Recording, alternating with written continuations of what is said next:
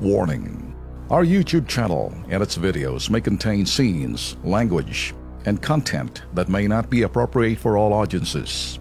These videos include surveillance footage, undercover pursuit of suspects, actual police and rescue operations, and fearless confrontations. If you do not approve of the content, please do not watch our videos.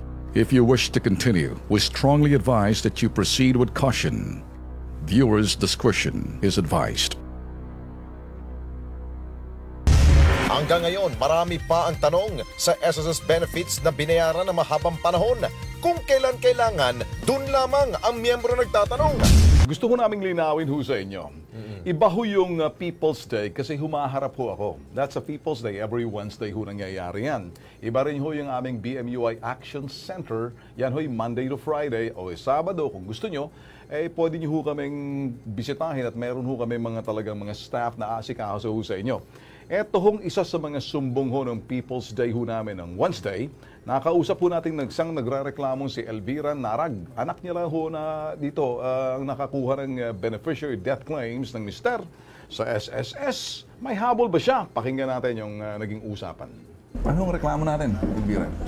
Ang ano ko lang po sa sir, kasi nung nagpasok ako ng mga requirements po, ako ang legal wife. Okay. Tapos nag-complain din yung kabit.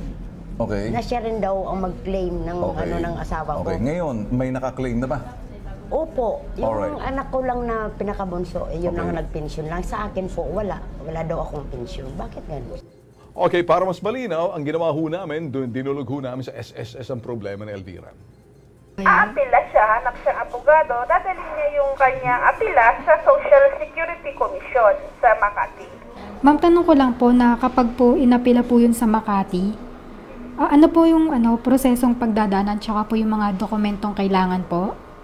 Na yung marriage contract, na siya yung talagang unang asawa, tapos yung, kasi naman yan ng SSA, tatanggain naman yung ebidensya niya, laban sa ebidensya namin. Bali, marriage contract lang po yung kailangan. Saka, bakit yung anak lang binayaran, siya hindi, ano ba yung istorya? Abogado gagawa. Alam mo, Lex, kuminsan simpleng reklamo, pero para sa ilan, komplikado. Pero ang ginagawa natin, nililinaw natin para malaman ang proseso. Lalo-lalo pag yan ay mga sinasabi nating mga opisina, tanggapan ng gobyerno, para sa gayon, natututo rin ho pag nakikita nyo kalintulad ho ang reklamo na meron kayo. At least nakatugon naman po dyan ang SSS. Okay.